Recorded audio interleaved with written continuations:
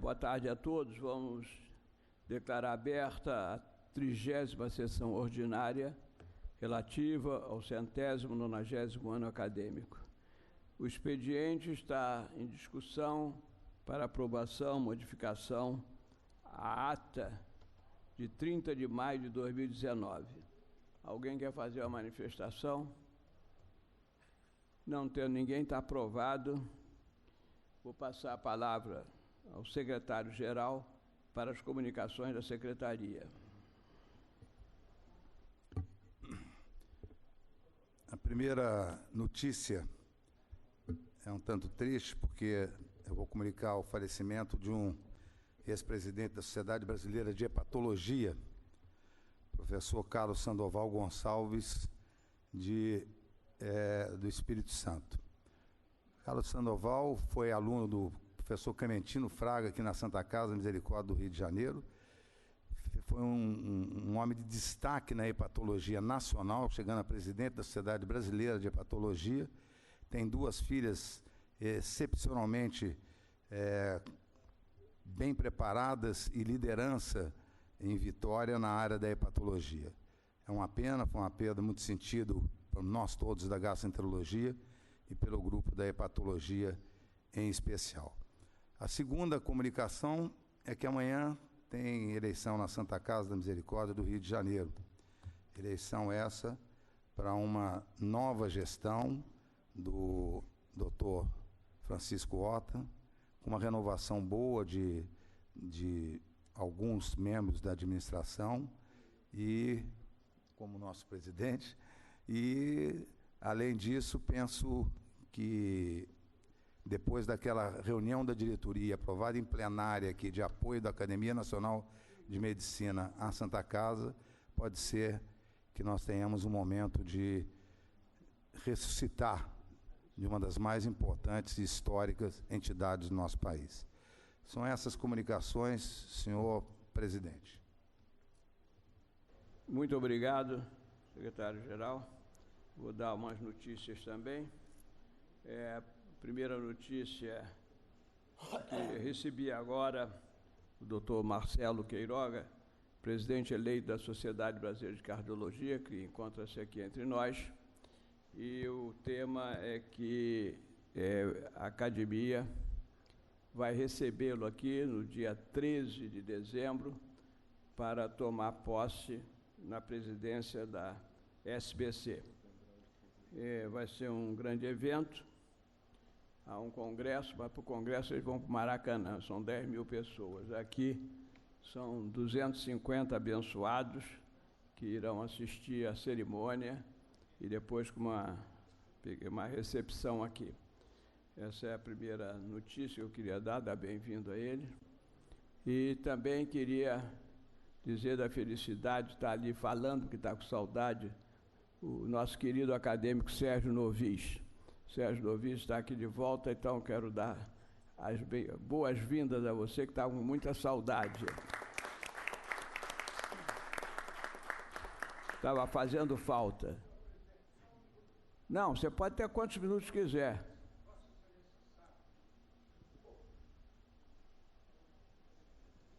Vossa Excelência sabe que gordo, quando percebe que o cardápio é muito bom, não perde e vai assistir. O professor Silvano Raia, falando sobre o médico ao longo da história, eu peguei minha bengala e vim. Mas vim de táxi, não vim a pé, não. Muito bem. Muito obrigado. Depois, pequenas informações da nossa reunião em Paris, que foi muito boa.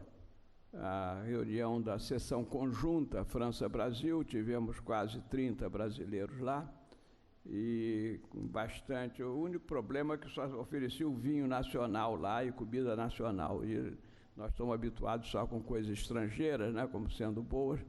Mas a sessão foi um sucesso com o nosso mandarim e o nosso Giovanni, porque o presidente da academia lá, ele é neuroradiólogo, Cabanis. Então escolheu temas também de radiologia. E foi uma reunião memorável, pela primeira vez em 200 anos, que eles fazem esse ano 200 anos, eles deram a presidência a um não francês, que fui eu, não eu, porque eu estava como presidente da academia lá, e foi uma sessão de altíssimo nível, com muitas discussões interessantes. E uma coisa boa, a revista francesa agora pertence ao Elsevier, e aí tem que ser aprovado antes, dentro das regras de publicação, as comunicações e as perguntas todas por escrito, e oportunamente, assim que sair a publicação, vamos distribuir aqui. E confirmar a reunião no Porto entre a Academia Brasileira e a Academia Portuguesa, a Academia Portuguesa de Medicina. Bom, vai ser uma reunião também, espero, muito boa. E dia 8 ou dia 7, eu não me lembro mais, aqui da Francesa.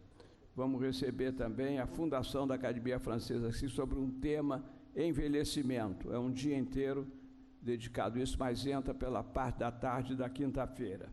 Bom, são essas as notícias, entre outras, que, a não ser o nosso secretário também tem alguma coisa a falar, que ele também está se preparando para fazer o TED. Vai passar lá nos Estados Unidos, treinamento, e já está quase sendo o diretor lá do TED, né? Não, ele ri, mas é verdade.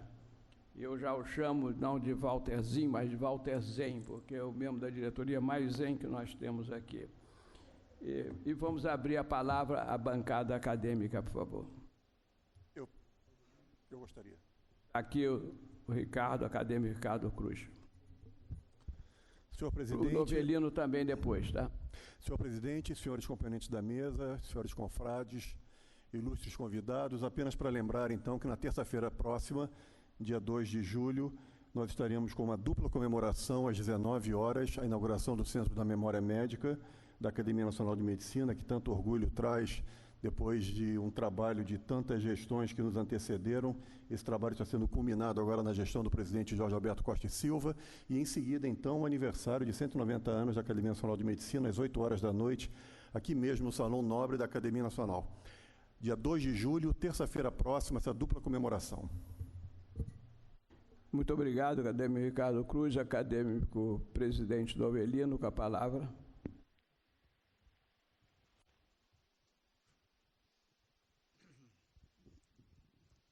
Senhor presidente, ilustres componentes da mesa, nobres acadêmicos, senhoras e senhores convidados. Senhor presidente, eu não poderia deixar nesse momento, é um momento de tristeza pela perda de um nosso honorário que evidentemente ocorreu recentemente. Da minha turma da Praia Vermelha, de 1957, apenas estava vivo o acadêmico professor Jorge Doyle Maia, honorário da nossa instituição. O professor Jorge Doyle Maia era reconhecido não só pelo seu saber histológico, ele foi assistente na época do professor Bruno Lobo, e de saudosa memória, e evidentemente foi um dos primeiros, pelo menos naquela época, a dar valor ao humanismo da medicina. Então, acho que a medicina brasileira perdeu até pouco tempo, ele ainda estava em atividade. Eu acho que não poderia deixar de passar esse triste acontecimento, mas alegre, porque ele está aqui sempre entre nós.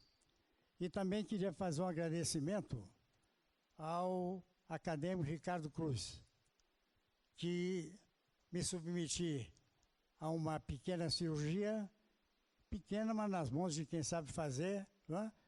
E, evidentemente, me tratou com o carinho de sempre, e, apesar disso, eu estou aqui nessa casa. Portanto, então, não poderia deixar de realçar esse acontecimento. Muito obrigado, senhor presidente. Muito obrigado, acadêmico Novelino. Por isso que eu estou lhe vendo mais jovem aqui. Eu achei que isso tinha sido uma plástica, mas já vemos que as mãos do nosso querido Ricardo Cruz. O Walterzinhas queria falar e depois tem ali o nosso acadêmico Belfort. Senhor presidente, senhores secretários, professor Silvano Raia, queridos confrades, senhoras e senhores, há pouco tempo atrás eu trouxe e doei para a academia um esfigmógrafo de Bullitt, século XIX. E nós imaginávamos como funcionava o tal do esfigmógrafo.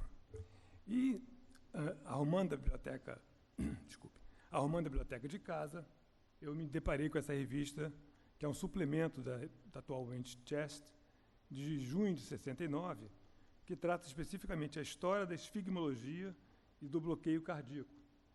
E aqui, então, está a bico de pena, em nanquim, o mesmo aparelho que eu doei à academia.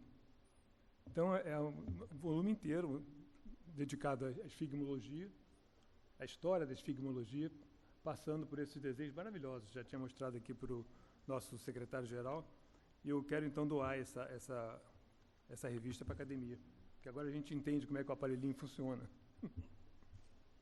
Obrigado. Muito obrigado. Acadêmico Rubem Belfort, por favor. Obrigado, senhor presidente, confrades, visitantes.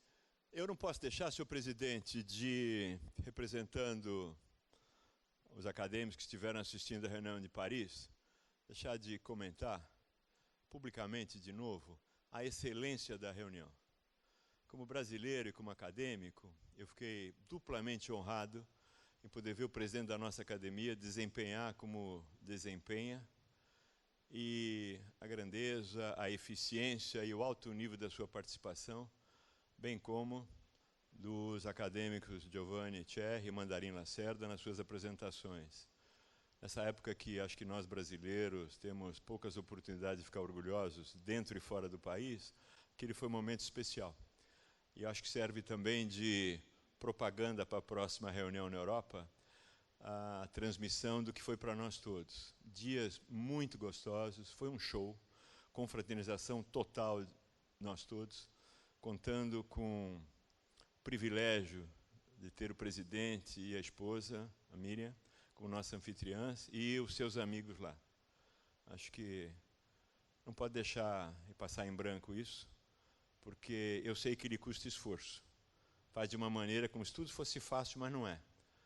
São noites, às vezes, dormidas menos, e muito trabalho, com todos os detalhes. Então, acho que, em nome de todos, muito obrigado e parabéns. Muito obrigado, acadêmico Rubem Belfort, mas o nosso querido Silvano já está apertando meu braço, porque ele tem um avião aqui, e o Silvano apertou o braço, é uma ordem qualquer que eu vou obedecer. Isso significa que a palavra está cortada para todo mundo.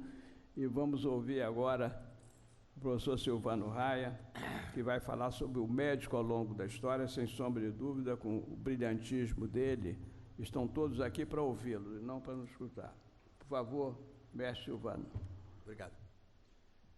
Senhor presidente Jorge Costa e Silva, senhoras e senhores acadêmicos, senhoras e senhores, atendendo solicitação de nossos secretários, acadêmicos José Galvão Alves e Ricardo Cruz, apresentarei algumas considerações sobre o personagem vivido pelo médico ao longo da história e quais ensinamentos oferece para balizarmos nossa conduta atual e futura. Além disso, tentarei mostrar a importância do médico contemporâneo como moderador do fantástico progresso ocorrido nas últimas décadas. Para isso, peço que compreendam minha tentativa de resumir os acontecimentos marcantes do passado, a multiplicidade das manifestações do progresso atual e os riscos que acarretam para o futuro. A seguir, comentarei qual tipo de trabalho empregado pelos médicos que mais contribuíram para esse progresso, valorizando o dos pesquisadores brasileiros.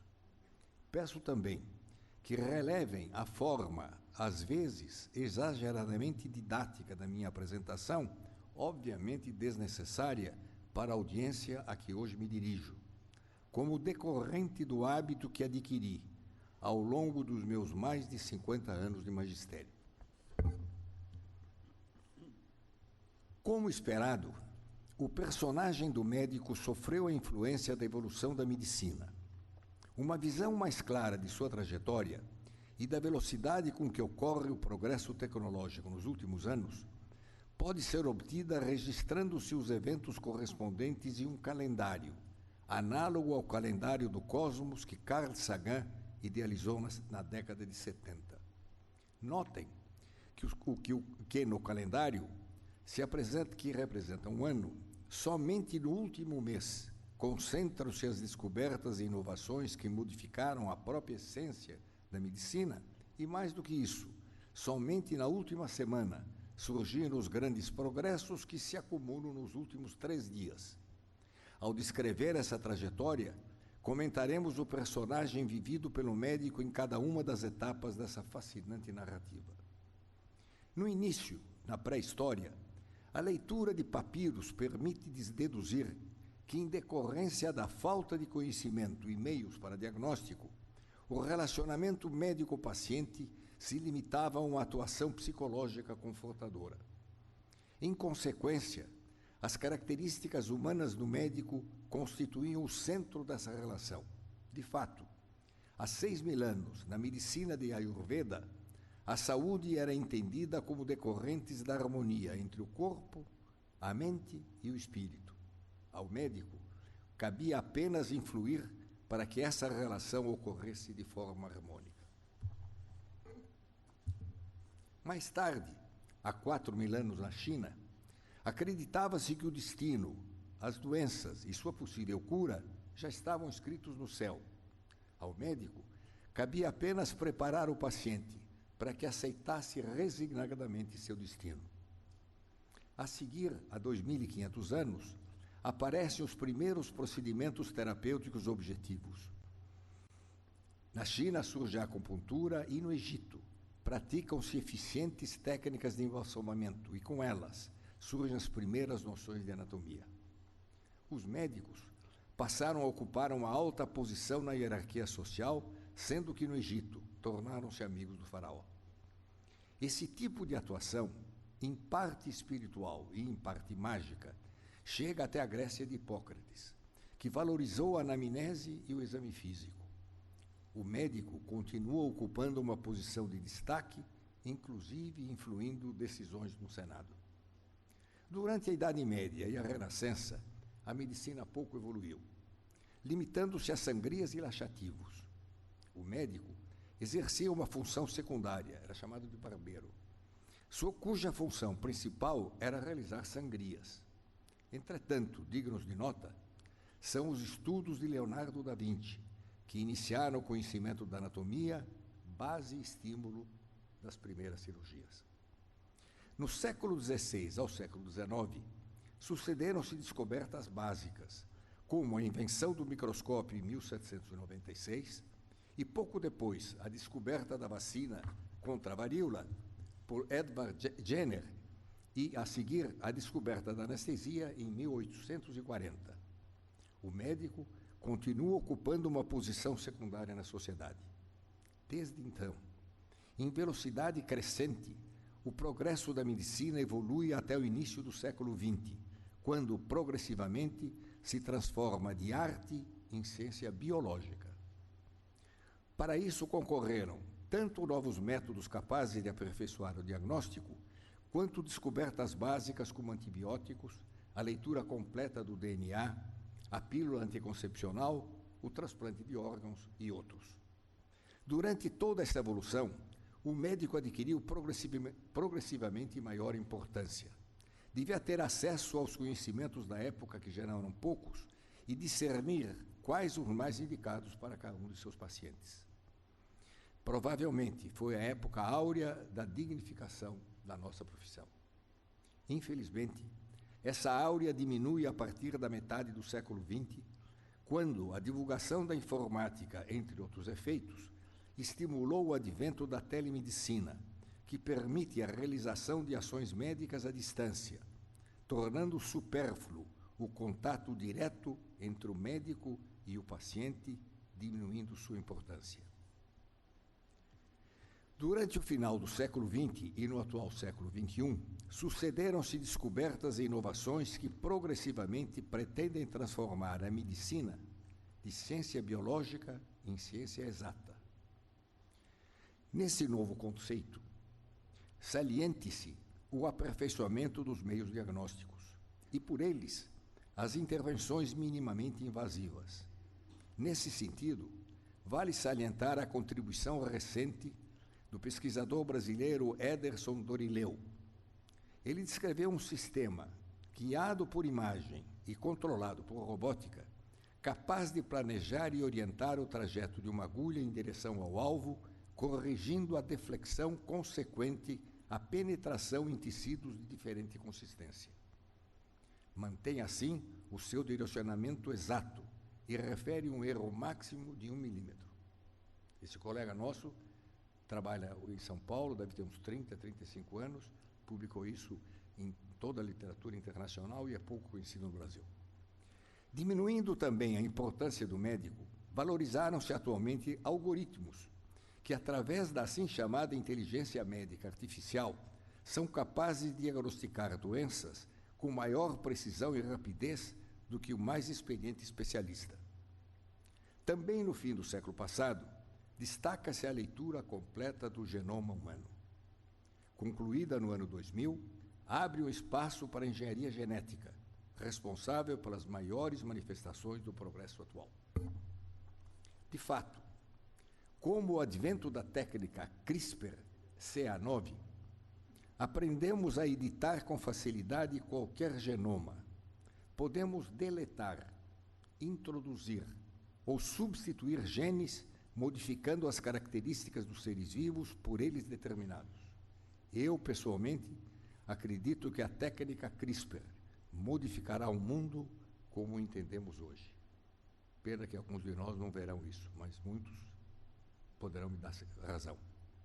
Na engenharia genética, destaca-se um método que é capaz de evitar que moléstias de causa genética sejam transmitidas aos descendentes.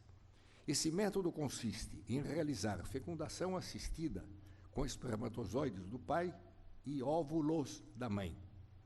Os ovos resultantes são analisados na fase de mórula e apenas os com genoma normal são introduzidos no útero da mãe, gerando um feto, enquanto que os com defeitos genéticos são desprezados.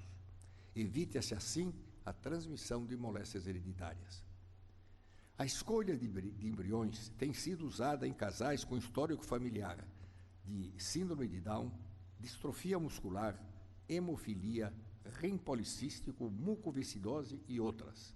Portanto, graças a esse método, pode-se evitar a transmissão dessas moléstias às gerações seguintes. Teoricamente, se todos os casais com antecedentes familiares de moléstias hereditárias realizassem, ao mesmo tempo, esse método, essas doenças se estenderiam da face da Terra. Mais recentemente, sempre graças à técnica CRISPR, tem sido possível corrigir também defeitos genéticos após o nascimento. Isolam-se as células dos pacientes, geralmente crianças, portadoras de genes responsáveis pela anomalia. As células-tronco, assim retiradas, são corrigidas pela técnica CRISPR no laboratório e são reintroduzidas na criança após a destruição da sua medula por irradiação. Progressivamente, as células-tronco corrigidas substituem as geneticamente defeituosas, corrigindo anomalias que, de outra forma, não teriam solução. Referem-se bons resultados iniciais nas doenças de Fabry, Gaucher e Pompe. Notem que essa metodologia pretende curar as doenças e não apenas tratá-las. No Brasil, como em todos os países que realizam o transplante, faltam órgãos para atender a demanda de pacientes que dependem desse procedimento para sobreviver. Para resolver essa dificuldade, vários centros têm se dedicado à produção de órgãos adicionais, ou seja, que não de doadores falecidos por morte cerebral. Assim, ainda por meio da técnica CRISPR, já estão avançadas pesquisas que, modificando o genoma de animais, geralmente suínos, pretendem obter doadores de órgãos sólidos para transplante em humanos. No Centro de Estudos do Genoma da USP, em colaboração com a professora Maiana Zatz, estamos trabalhando para atingir esse objetivo há 3 anos. Na semana passada, o MIT Technology Review, que é uma revista do MIT, publicou um artigo apresentando os resultados do geneticista George Church, da Universidade de Harvard, na qual refere bons resultados no transplante de coração suíno em babuínos. Os macacos sobreviveram 6 meses com o coração transplantado. O autor prevê que em 2 anos, ou quem sabe em 1, órgãos geneticamente editados de animais serão transplantados no homem. Também para suprir a falta de órgãos para transplante, está sendo desenvolvida outra tecnologia, a meu ver, muito interessante, baseada na descelularização de órgãos sólidos e, a seguir, sua recelularização por células provenientes do eventual receptor. Nesse diapositivo, mostra-se o processo de lavagem celular de um fígado de rato. Notem que, sucessivamente, ele vai perdendo a coloração de sangue de células e se transforma em um phantom. É um phantom organ, é um órgão fantasma, que nós nem sabíamos que existia, mesmo nós hepatologistas. Isto é, um estroma acelular. Prestem atenção, e sendo acelular, não determinará a reação imunológica após o transplante. Nesse outro diapositivo, a imagem mostra um espaço porta recelularizado sob microscopia eletrônica.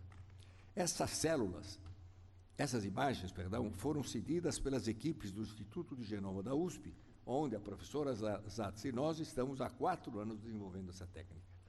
Essa técnica é extremamente fascinante porque o órgão eventualmente obtido, ele será transplantado e funcionará como um enxerto autólogo, porque o receptor forneceu as células stem cells, que originarão todos os elementos da célula do hepatócito.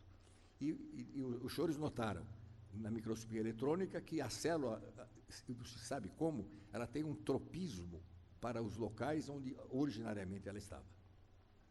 Por outro lado, também no ramo da biotecnologia, merece destaque a produção de biogadgets, ou seja, aplicativos que combinam diferentes componentes biológicos e eletrônicos imobilizados em um mesmo substrato semicondutor, geralmente sob a forma de um chip. Esses podem ser de 2 tipos. Os do primeiro grupo chamam-se sensores. São capazes de emitir sinais eletrônicos digitais quando em contato com determinadas moléculas biológicas presentes no sangue circulante. Os sinais eletrônicos são de intensidade proporcional à concentração dessas substâncias. Tornarão obsoletos os atuais exames de sangue realizados em laboratório. Nos Estados Unidos, esses gadgets já estão à venda e transmitem os seus sinais para um relógio desses da Apple, em que o próprio cidadão acompanha a curva do seu cádmio, sódio, potássio, ureia, glicemia, glicose, etc. No segundo grupo, chamados injetores, situam-se os gadgets que possuem capacidade de infundir substâncias na circulação sanguínea, principalmente hormônios, adequando a velocidade de infusão de tal modo a corrigir eventuais alterações na concentração do sangue circulante.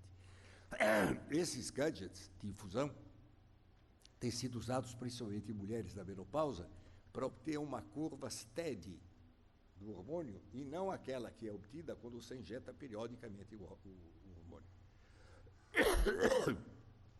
As possibilidades de tratamento do câncer também têm evoluído de forma significativa nos últimos anos. No congresso deste ano da American Society of Clinical Oncology, a mais importante reunião da especialidade, valorizaram-se novos métodos empregando biomarcadores moleculares para a escolha de qual o melhor tratamento para cada paciente. Resultados promissores também têm sido obtidos com tratamentos imunológicos, todos sabem disso, como, por exemplo, para o melanoma e também o não melanoma de pele, com o medicamento nivolumab. Neste setor de progresso, vale citar recentemente uma descoberta pela professora Maiana Zatz, ilustre geneticista brasileira, que demonstrou que o vírus do Zika é capaz de destruir nódulos primários e metastáticos de tumores malignos neurogênicos. Saliento que, concomitantemente, aqui no Rio de Janeiro, o grupo do querido acadêmico Paulo Niemeyer obteve conclusões semelhantes, realizando experiências na mesma linha de pesquisa. A professora Maiana estudou no Nordeste cerca de 100 mulheres infectadas pelo vírus do Zika, que tiveram filhos com microcefalia. Verificou que nenhuma delas apresentava lesões neurológicas cerebrais ou de qualquer outro tipo. Entretanto, o vírus destruiu o tecido cerebral dos fetos. Sem o estímulo do crescimento do cérebro, também o crânio não se desenvolveu, originando a microcefalia. Concluiu corretamente que o vírus do Zika tem um tropismo positivo para com o tecido nervoso em formação, destruindo-o. A partir dessa premissa, injetou em camundongos células de neuroblastoma marcadas com plasmídio que, expressando luciferase, e dessa forma os torna fluorescentes. Estou vendo no diapositivo. Observou o aparecimento de tumores no cérebro e de metástase na medula, que regrediram após 8 dias da injeção do vírus. A divulgação desses resultados mereceu publicação na capa da revista Cancer Research, em junho de 2018, que teve mais de 1 milhão de visualizações na plataforma Facebook. Descoberta brasileira. No momento, ela está repetindo isso em cães e está esperando autorização para usar em crianças.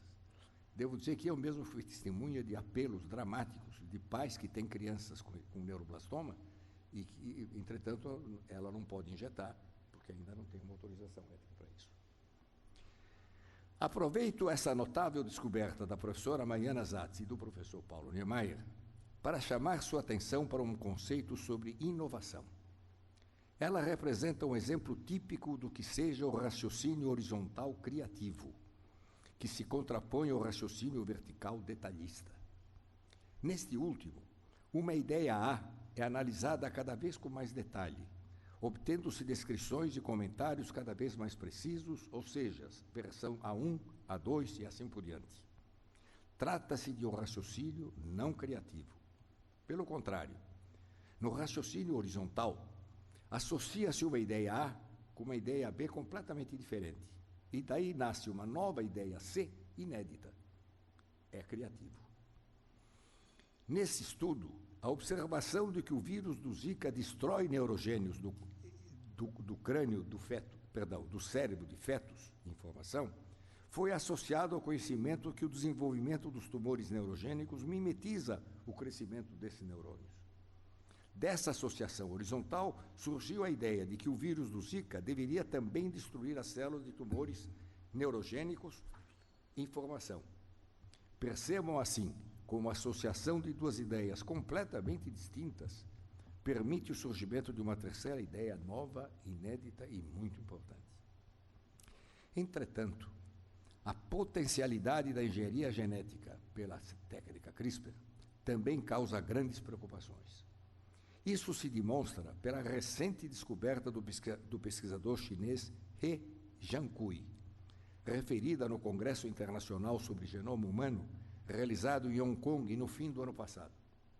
O autor inscreveu um trabalho no qual refere ter editado o genoma de 2 gêmeas humanas, causando, portanto, uma mutação voluntária. Nós todos evoluímos por mutações naturais. Aqui estamos falando de mutações voluntárias.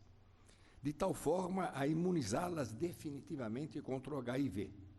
Salientaram, entretanto, que essa mutação, segundo elas benéfica, e será transmitida a todos os seus descendentes. Bem fazendo, diante da reação internacional a essa descoberta do pesquisador chinês, a direção do Congresso cancelou a apresentação do trabalho como manifestação do repúdio da comunidade científica internacional contra modificações do genoma humano por meio de mutações voluntárias. O risco das mutações voluntárias consiste na possibilidade de estimular a eugenia. De fato, será difícil impedir no futuro que pais hajam no sentido de ter filhos de QI mais alto, esteticamente mais atraentes e fisicamente mais bem dotados. Estaríamos revivendo agora, com muito mais probabilidade de sucesso, o pesadelo de desenvolver uma raça superior, como ocorreu na década de 30. Vale lembrar que na Alemanha nazista, a eugenia foi tentada pela eliminação dos mais fracos e deficientes. Agora, nós estaríamos caminhando na mesma direção, mas escolhendo os genes dos futuros super-humanos. Para acompanhar essa evolução preocupante, o médico moderno deve orientar suas condutas pelo princípio da ética da responsabilidade, enunciada por Weber no fim do século passado. Ela julga as ações pelos seus efeitos, autorizando as ações que causem o bem. Contrapõe-se a ideia, a ética da convicção, que julga as ações pela intenção de quem as origina, as que atua. Note-se, então, a importância de definir o que realmente representa o bem. O conceito de bem se baseia na realidade subjetiva dos que o codificam. Entretanto, a realidade subjetiva de todos nós sofre as influências do meio na medida que ele se transforma. Percebe-se, então, que devemos desenvolver a capacidade de distinguir o que efetivamente representa o bem para cada um de nós e para a nossa espécie como um todo. Sim, a nossa atenção não deve se limitar às necessidades de um único paciente, mas considerar também os efeitos de um novo método, se for generalizado, possa exercer sobre toda a espécie humana. Essa visão abrangente nunca nos foi solicitada antes. Quem sabe seja esta a maior razão, porque pertencemos a uma geração muito especial de médicos. Um exemplo disso nos foi dado aqui no Brasil, quando em 1985 descrevemos o transplante de fígado intervivos. Na época, os bons resultados com o transplante de fígado em adultos estimularam a indicação do procedimento também para crianças, principalmente para os casos de atresia congênita das vias biliares, que leva ao óbito ao redor dos 6, 8 anos de idade. Entretanto, como são raros os doadores pediátricos falecidos por morte cerebral, uma vez que essa morte cerebral é rara, pois eles não andam de motocicleta, são protegidos de agressão, etc., são raros os óbitos por morte cerebral. Dessa forma, a realização de transplante pediátrico de fígado era esporádica, totalmente insuficiente para atender a demanda. Para superar essa dificuldade, idealizamos o transplante intervivos, no qual se usa como enxerto o segmento lateral do lobo esquerdo, retirado de um doador adulto vivo, geralmente a mãe, correspondendo a 30% do parênquima total do seu fígado. Saliente-se que o doador deve ser sadio. Se não for sadio, não pode ser doador. E, portanto, a retirada do seu lobo esquerdo representa uma agressão e um risco que contrariam o princípio primum non nocere, ou seja, antes de mais nada, não fazer o mal, que todos nós juramos no nosso juramento de Hipócrates. De fato, para o doador sadio, sob uma perspectiva simplista, a cirurgia não causa o bem a ele, como preconiza a ética da convicção. Entretanto, adotando-se o critério da ética da responsabilidade, sublimamos o conceito de bem, considerando salvar a vida de uma criança, geralmente um filho, como retribuição suficiente ao doador para justificar eticamente o procedimento. Na imagem à esquerda, mostra-se a arteriografia pós-operatória de um doador de 70 quilos. Notem que após 6 semanas, a regeneração completa do lobo esquerdo. Na imagem à direita, percebam que o lobo esquerdo transplantado cresceu no receptor pediátrico, adquirindo a forma e o volume de um fígado normal, para o peso e a idade do receptor. Essa moldagem se faz pelo movimento dos diafragmas. E durante muito tempo, eu me perguntei por que a regeneração ocorre até devolver o volume próprio da idade e para. E outros descobriram que isso se faz porque do pâncreas, no sangue da veia pancreática que vai para a veia porta e chega ao hepatócito, existem fatores hepatotróficos que permitem a regeneração. Mas, quando o equilíbrio entre o número de células e os fatores hepatotróficos atinge a normalidade, para o seu efeito. A nossa natureza Logo após a publicação do nosso trabalho na revista Lancet, surgiram nos periódicos de maior importância da área cirúrgica vários artigos editoriais criticando nossa técnica, cujo emprego, segundo eles, somente foi possível pela falta de rigor ético vigente nos países da América Latina. Analogamente, eles diziam, ao que ocorrera na África do Sul, quando do primeiro transplante do coração por Christian Barnard. Os senhores sabem que o transplante de coração foi descrito por Shanway, em São Francisco, só que ele tinha já excelentes resultados em cães, mas não teve a coragem de tirar um fígado batendo de um doador, porque nos Estados Unidos isso podia levá-lo à cadeia. Mas o Christian, que era estagiário, inteligente, aprendeu, foi para a África do Sul e fez o transplante. E eles analisavam uma coisa parecida. Entretanto, com o decorrer do tempo, os bons resultados nos receptores pediátricos e a falta de ocorrência de complicações e óbitos nos doadores adultos, progressivamente silenciaram essas críticas. Em 2001, o professor Koichi Tanaka, da Universidade de Kyoto, iniciou o procedimento também para receptores adultos, mesmo sabendo que, para eles, é necessário tirar do doador sadio todo o lobo direito, que representa 60% a 65% do peso do fígado, que acarreta um risco cirúrgico muito maior.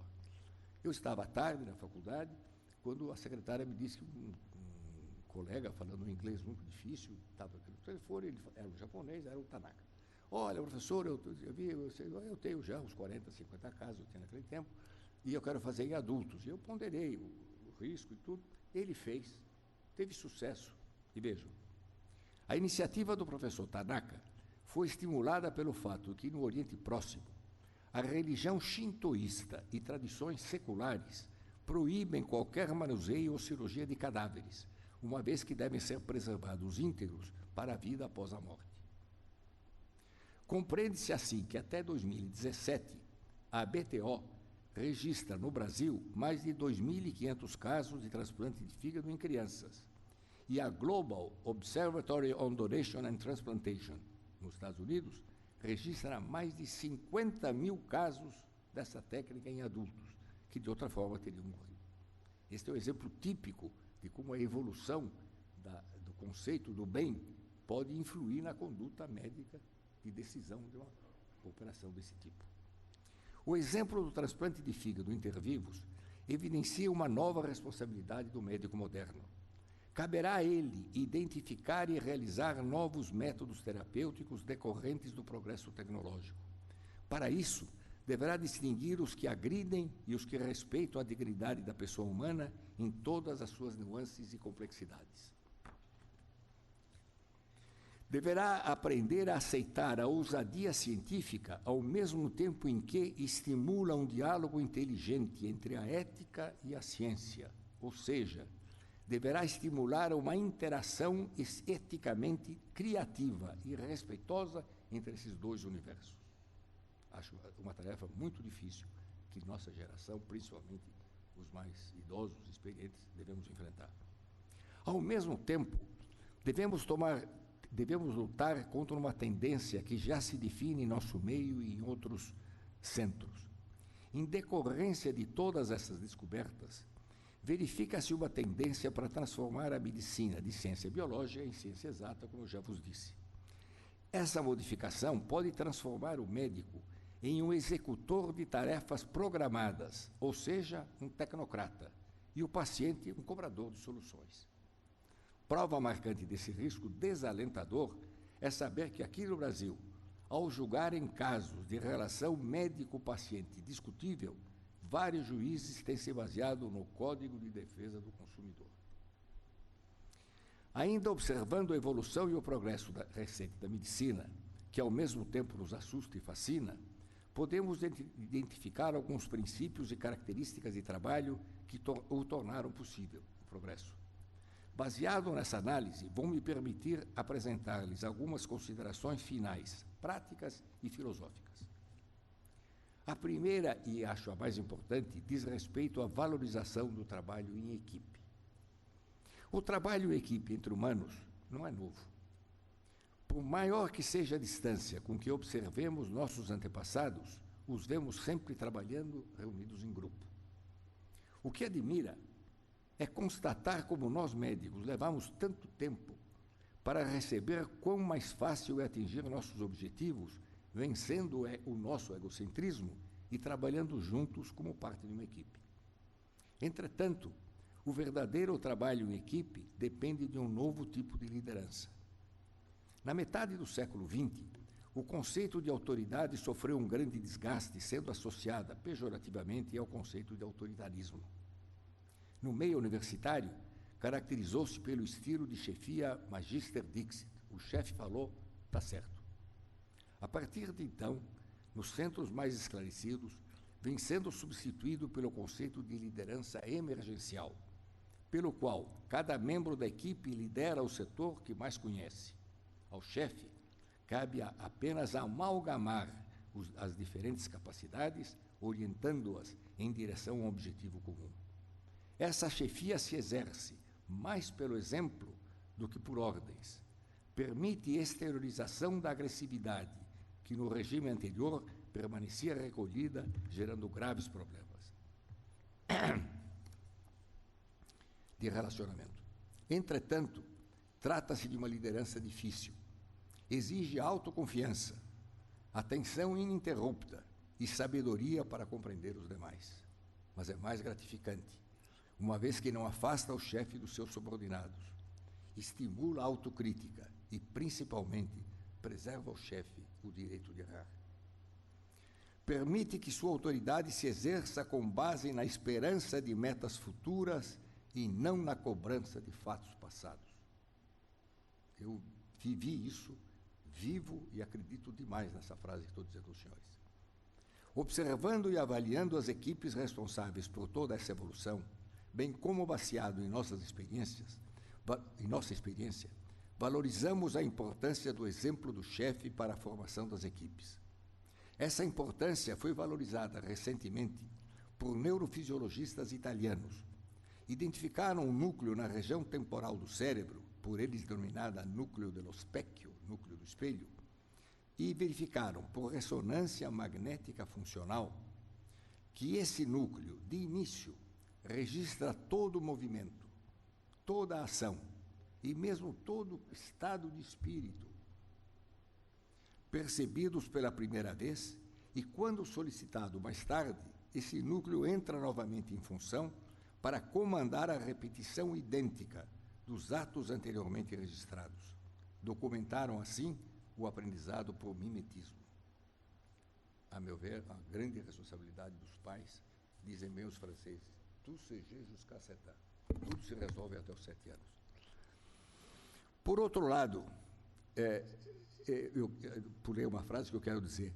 Devido a isso, percebe-se que, de uma forma ou de outra, os liderados acabam copiando o chefe. De uma forma ou de outra, eles acabam copiando o chefe.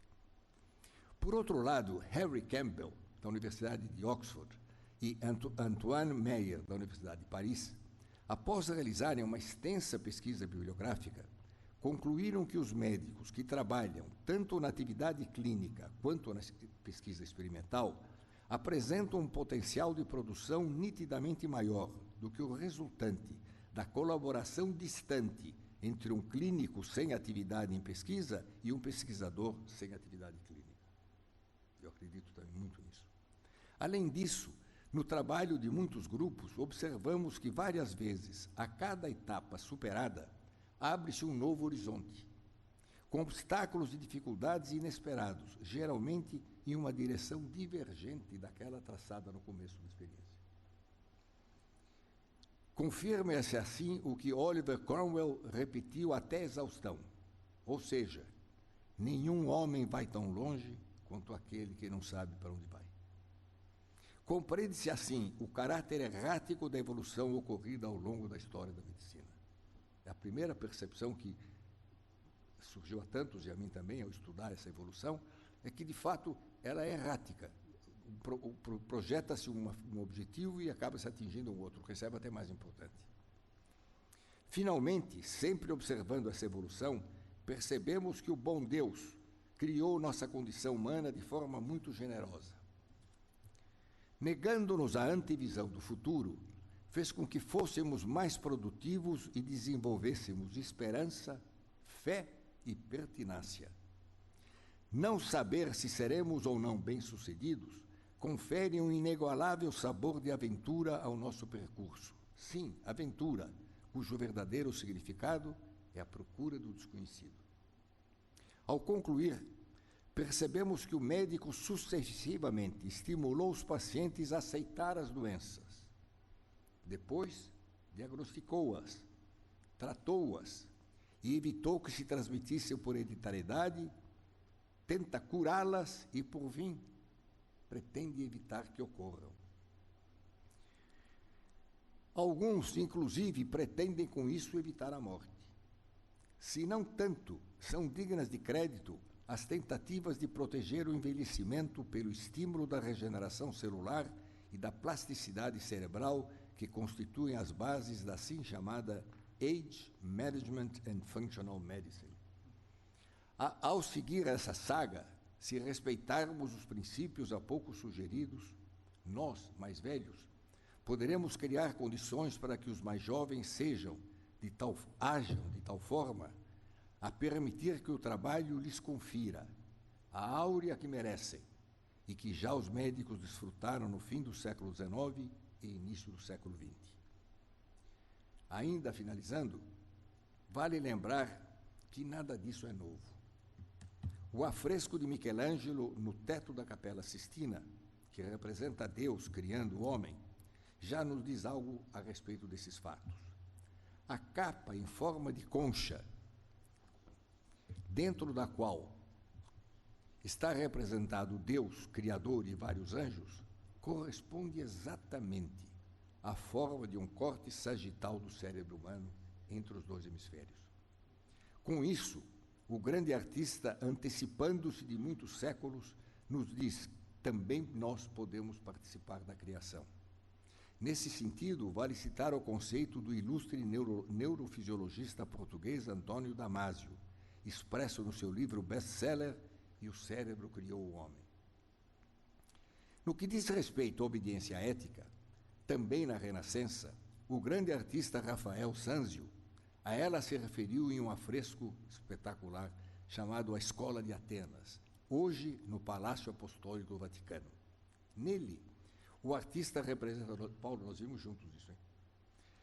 Nele, o artista representa, numa escadaria, as figuras mais imponentes da época: matemáticos, astrônomos, alquimistas, generais, Alexandre o Grande está aí, filósofos e outros.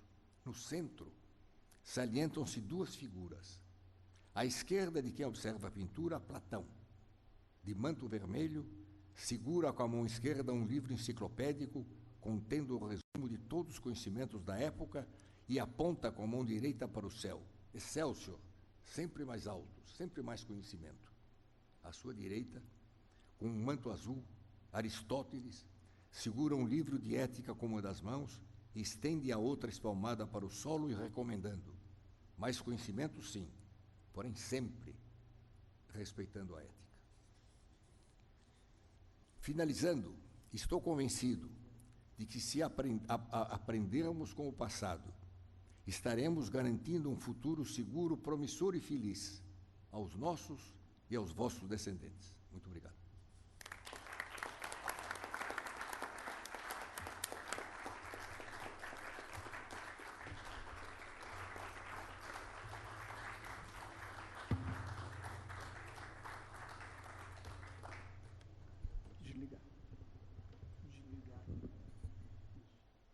Muito obrigado, acadêmico Silvano Raia, como poderia deixar de ser, brilhante, aonde ele faz um voo rápido e profundo sobre a evolução da história da luta do homem contra a doença, desde a antiguidade até os dias de hoje, um assunto do momento que vem a ser a genética e tudo aquilo que ela está gerando, produzindo, inclusive num trabalho capitaneado pelo professor Silvano Raia, e que tem sido o seu grande entusiasmo, depois de ser o primeiro de fazer o transplante intravivos.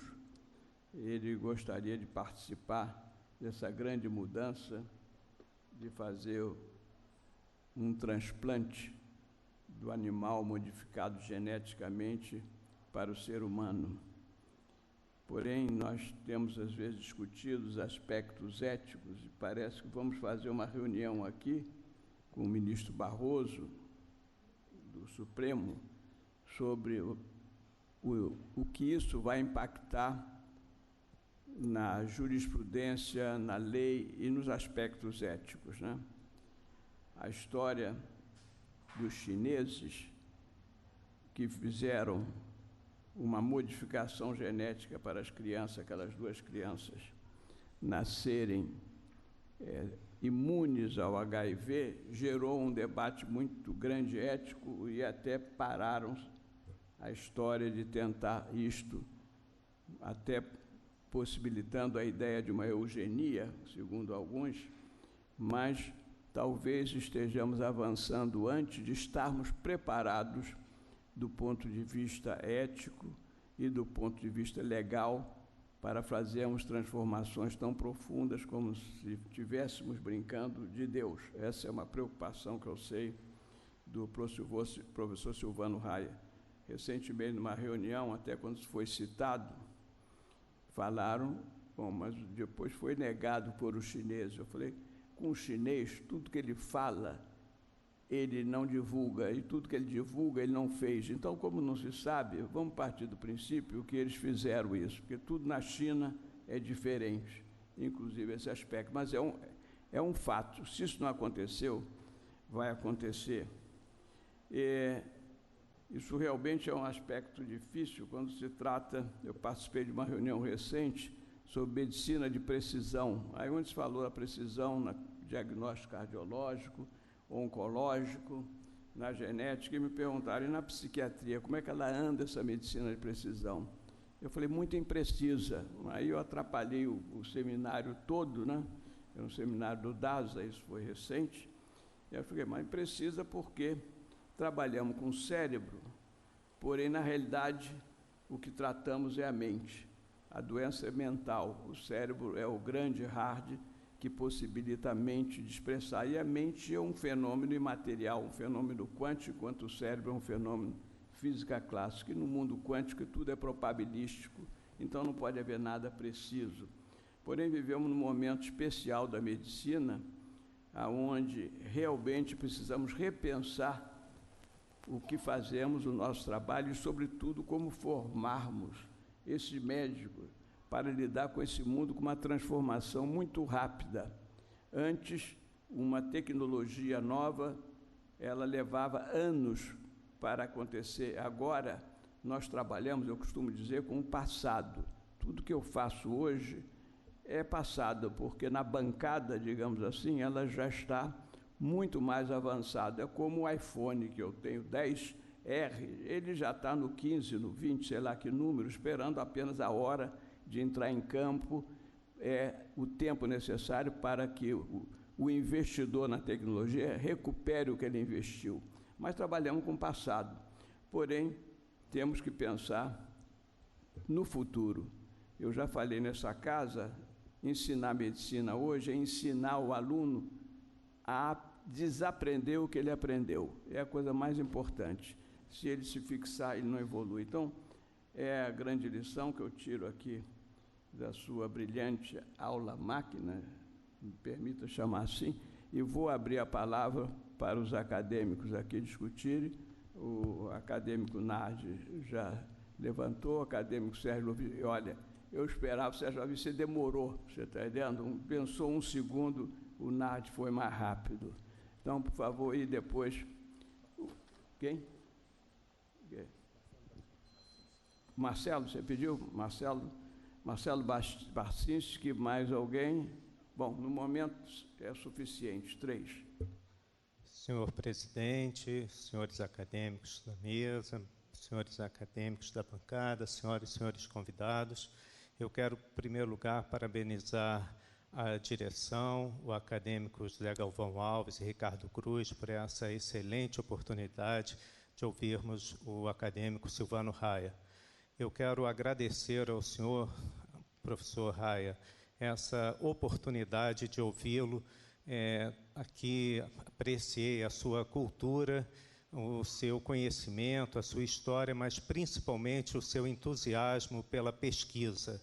Hoje o professor Silvano Raia também mostrou na reunião de diretoria um projeto de transplante, um projeto de pesquisa que ele vem realizando, coordenando, e nós que trabalhamos com pesquisa, que lidamos no dia a dia com alunos, com pacientes, com pessoas sofrendo e tentando ter ideias novas, é muito bom vê-lo falar, esse entusiasmo nos contagia, continuar trabalhando, porque a dificuldade na pesquisa é muito grande, não só no Brasil, no mundo inteiro, nós temos as nossas dificuldades peculiares, mas ouvi-lo e nos energizar com todo o seu entusiasmo foi muito bom.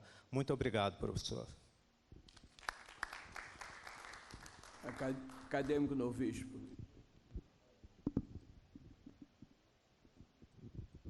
Senhor presidente, senhores acadêmicos, em primeiro lugar, agradecer ao professor Silvano Raia pela beleza de conferência que acaba de fazer e me felicitar por ter vencido as barreiras e aqui estar para ouvi-la. O professor Silvano Raia foi pioneiro no nosso país e talvez no mundo de um tipo de transplante hepático altamente curioso. Ele inicialmente teve que vencer a comissão de ética da USP, que finalmente compreendeu, que ele chamou de transplante dominó. Nós temos na neurologia uma doença que é a polineuropatia amiloidótica familiar, que é decorrente de uma transtirretina MET30, isto é, a alteração genética em que no lugar da metionina surge a transtirretina. Decorrente disso, uma doença extremamente grave, com uma polineuropatia, com distúrbios autonômicos, com distúrbios sérios e que limitam a vida do paciente, mas que só se manifesta aos 30 e tantos anos. Então, o professor Silvano Raia teve a ideia de, com a dificuldade que nós temos de órgãos para transplantar, pegar o fígado normal do doador e colocá-lo no doente com polineuropatia. E o fígado do doente com polineuropatia, colocá-lo no hepatopata. Porque a sobrevida desse hepatopata não lhe permitirá vir a ter a doença. E isso foi absolutamente revolucionário. E tenho a impressão que já em outros lugares, há pouco tempo soube que no Porto está se fazendo também esse tipo de medida. E o doente com polineuropatia melhora consideravelmente depois de ter retirado o fígado que produzia uma proteína normal. Além disso, ele se referiu a uma coisa que me deu muita angústia, que é real, mas me deu angústia, que é o mimetismo. Há muitos anos atrás, eu li um artigo muito interessante de um pesquisador da Universidade de Harvard que mostrava que um tocador de violino, um tocador de piano, um estudante de cirurgia, era importante não só ele praticar, mas ele assistir os grandes mestres dessas artes. Porque só em olhar ele aprenderia muitas coisas por mimetismo. O ver o cirurgião usar uma estratégia especial num acidente cirúrgico, vê-lo manejar as pinças, fazer a incisão com o bisturi, dava ao observador fatos que ele iria usar vida fora. Só que hoje em dia, infelizmente, quando nós vamos às faculdades de medicina, infelizmente há pouco tempo me levaram meus antigos alunos para voltar ao fundão para dar uma aula. Os alunos não sabem o nome dos seus mestres. Alguns que encontrei pelo corredor, perguntei, quem é o seu professor de neurologia? Não sabiam. Então, infelizmente, o desaparecimento dos modelos, seguramente vai ficar difícil criar esse médico do futuro que o professor Jorge Alberto deseja e todos nós. Então, é necessário, a meu ver, uma grande... Nós estamos a necessitar de um Flexner para fazer uma revolução no ensino médico. Nas universidades federais, os governos anteriores acabaram com os concursos. As pessoas chegam a professor titular por tempo de serviço e uma provazinha de títulos que é feita por uma comissão de amigos. Então, por exemplo, eu me surpreendi quando cheguei, me aposentei em 1970. Quando eu cheguei lá, perguntei, quem é o professor titular de neurologia? São 5. Os adjuntos, 4, que completaram aquele prazo de serviço e, então, fizeram ali um lanche para serem aprovados para titulares. Isso destrói o modelo, porque não há mais a figura do assistente do professor tal.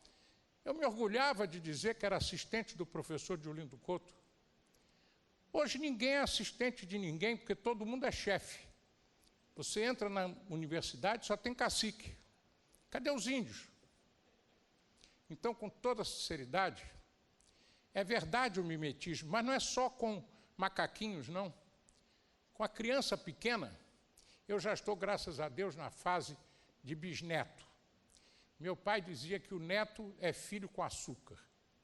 E eu, ao ficar bisavô, criei uma nova frase, baseada no ensinamento de meu pai, de que bisneto é filho com açúcar com calda de chocolate. Então, com toda sinceridade, temos que voltar àquela figura antiga do mestre, e que a pessoa se sinta discípulo daquela pessoa.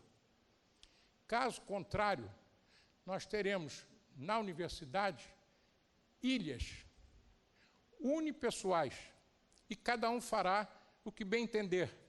Como hoje eles são todos titulares, e alguns fazendo ainda doutorado, ou querendo fazer um trabalho para publicar numa revista estrangeira, você vai ao ambulatório dele, não tem pacientes gerais, só tem doente daquela doença.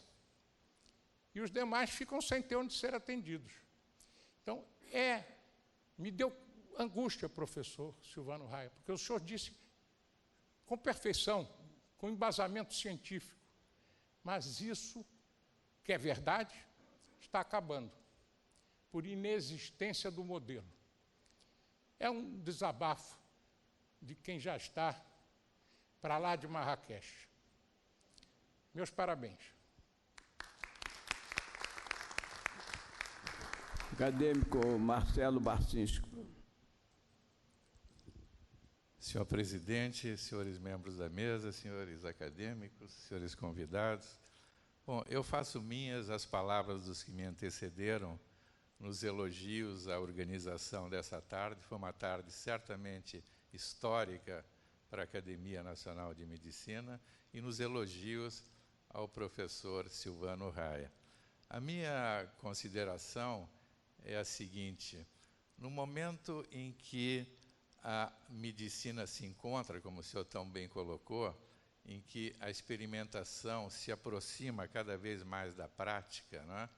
E a prática usa cada vez com menos espaço de tempo os resultados da pesquisa, gerando, inclusive, uma medicina que se convencionou chamar de medicina translacional.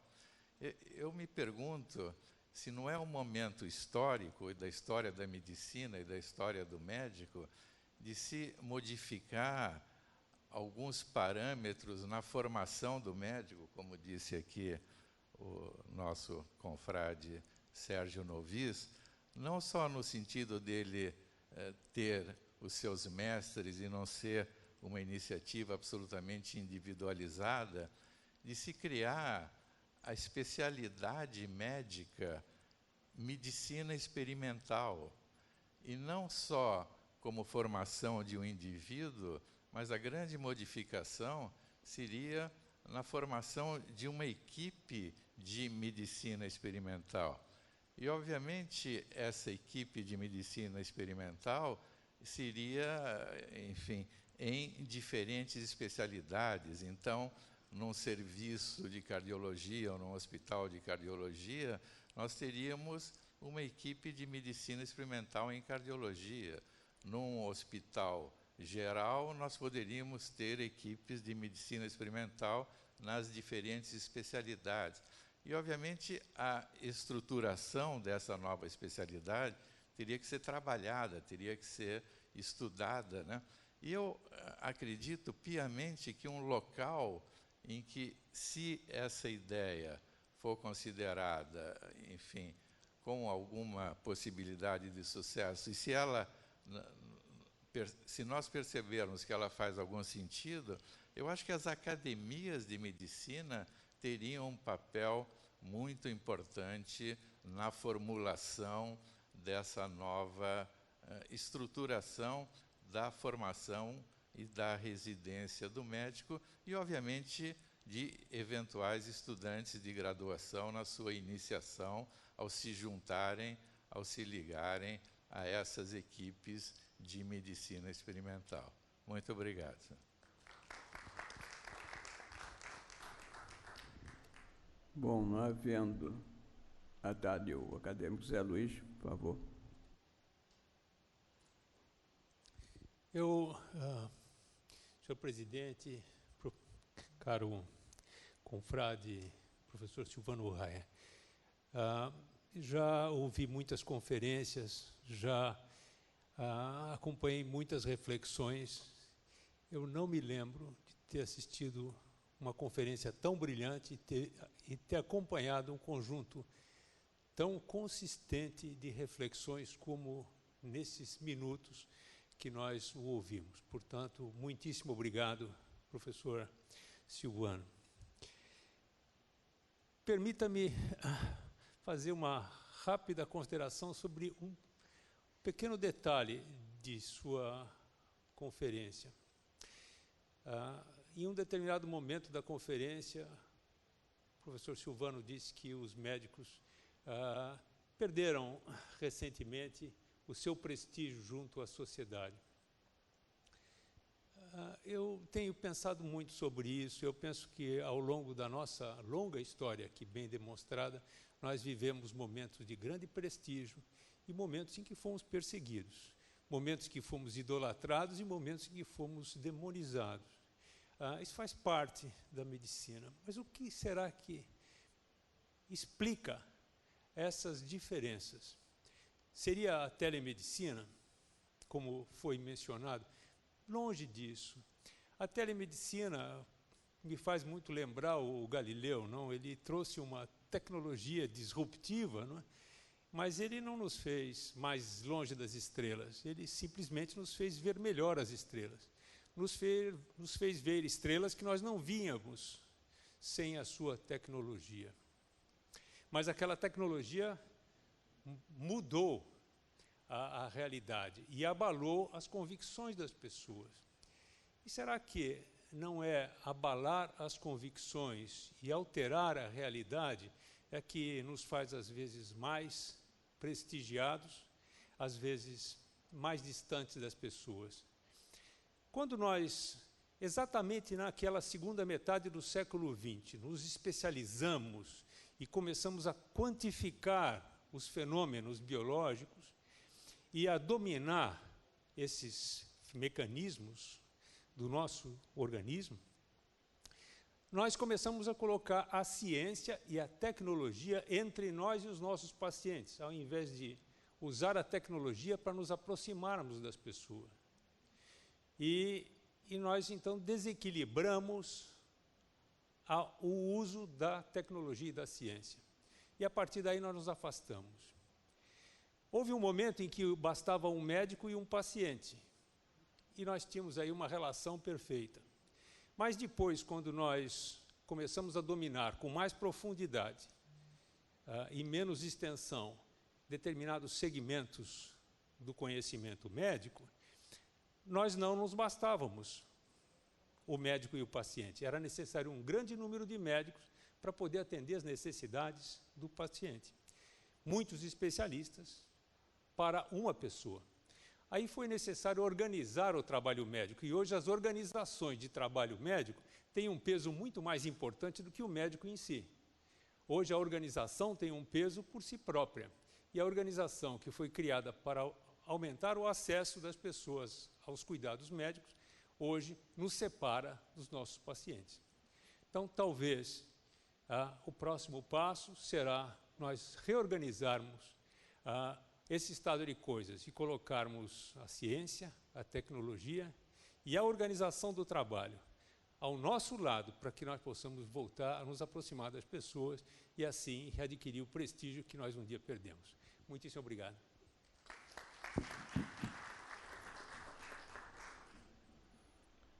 Bom, não havendo mais ninguém querendo se manifestar, o professor Silvano Raia tem um compromisso com um avião para ir para São Paulo. Ele hoje está desde 7 horas. Mas eu gostaria de dizer... Não, está desligando ali, desde as 7 horas da manhã, porque senão eu tenho o privilégio de conviver com o professor Silvano Raia já há alguns anos, senão, não tenha dúvida, ele se levanta e vai embora. Deixamos nós todos aqui, como na reunião de diretoria, agora há pouco, uma intimidade, pediu permissão, estava muito cansado, podia deitar e dormiu, e deitou no sofá e dormiu, e eu tinha que receber o presidente Marcelo Queiroga. Aí eu pedi o meu querido secretário Ricardo, senta do lado e finge que está fazendo uma sessão de psicanálise com ele, porque assim, eu vou dizer que aqui nós tratamos, todos os acadêmicos têm toda a liberdade e tudo. Então, antes que ele vá embora, por favor, Silvano, brinde nós com algumas palavras a mais. Eu quero dizer a você, a Sua Excelência, que em italiano se diz um pisolino, que é uma pestaninha, senão não dá pé. Mas, voltando agora ao nosso assunto, eu queria dizer ao confrade Novis, de pleno acordo, independentemente de quem dirigiu a palavra, eu tenho algumas ideias que eu queria acrescentar. Presidente, ninguém está ouvindo nada. Alô, é o que eu tenho, filho. Pois não. Tá bem, é isso. Hoje pela manhã, convidado pelo acadêmico Ricardo Cruz, participei de um simpósio no Hospital Samaritano sobre oncohepatologia. E eu me lembrei que quando eu fui fazer o meu PhD em Londres com a Sheila Sherlock, que inventou a hepatologia, ela o que fez? Ela reuniu uma série de colegas que queriam estudar fígado, que era uma novidade, não havia hepatologia. Ela inventou a hepatologia. E hoje eu presenciei o passo seguinte, que dentro da hepatologia existia um grupo, aliás, me impressionou a qualidade desse grupo, que estuda o câncer do fígado. Então, é um passo cada vez mais detalhista para a criatividade, porque o detalhe também é importante. E eu fiz um estímulo a eles, que eles ousassem, inclusive fazer aqui no Brasil, que ainda não é feito, o transplante de fígado intervivos, de ao invés de tirar um lobo direito com seus riscos, tirar 2 lobos esquerdos de 2 doadores e trazer os 2 lobos para o receptor e fazer o assim chamado butterfly transplant, a borboleta. Eles acabam crescendo, se juntando e formam um novo órgão. Outra coisa que eu queria comentar, outro aspecto, é que um dos confrades comentou a oportunidade de introduzirmos o setor experimental no currículo. Eu tenho me dedicado intensamente a criar uma faculdade de biotecnologia no Brasil, que não existe ainda. E essa vai começar com o curso de pós-graduação. Mas concordo que, com o decorrer do tempo, ela será assimilada pelo curso de graduação tradicional. Porque, não sei se perceberam, que hoje em dia as equipes são fundamentais, mas elas começam a se enriquecer com engenheiros eletrônicos. O que vai fazer um gadget? Um médico? Não. É um médico diz a necessidade, mas será um engenheiro eletrônico que vai conseguir resolver isso. Isso já está acontecendo. Em todos esses startups, há médicos e a maioria são engenheiros eletrônicos. Eu acredito que eu sou otimista dentro das minhas preocupações. E termino dando uma notícia a todos, que eu disse na reunião de diretoria há pouco, fazendo um apelo para que todos apoiemos uma ideia da senadora Gabrilli, que tenta, e parece que está conseguindo, aprovar uma lei para a pesquisa científica análoga à Lei Rouanet.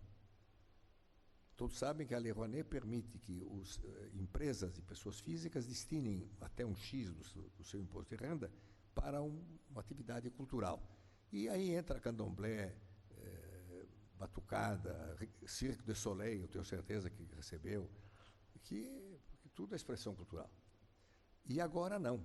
Vamos tentar conseguir que a pesquisa científica receba essa benesse. Saibam que a USP, hoje, dados oficiais, destina 97% do seu orçamento a pessoal. Que isso? É o resultado daquele compadrismo de nomeação, a impossibilidade de demitir por leis trabalhistas, e hoje é um aglomerado de pessoas que está ali, mas não tem recurso para fazer pesquisa. Então, acho que nós devíamos fazer um diagnóstico dos nossos males e tentar uma terapêutica inteligente como essa da lei que está sendo proposta e assim por diante. Quem agradece o convite fui eu. Eu me senti privilegiado de poder trazer essas ideias, que são ideias gerais, que eu fui alimentando ao longo do tempo, aos confrades e aos meus amigos que aqui estão. Muito obrigado.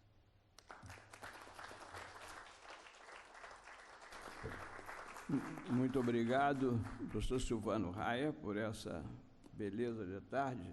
É sempre um privilégio poder conviver e conversar e eu escutar o professor Silvano Raia, que ele tem sempre alguma coisa de nova. O professor Silvano Raia é um homem que se renova a cada instante, o que é uma coisa muito rara. Você me lembra um amigo que eu trouxe aqui para receber o título de membro honorário estrangeiro, um prêmio Nobel, Eric Kandel.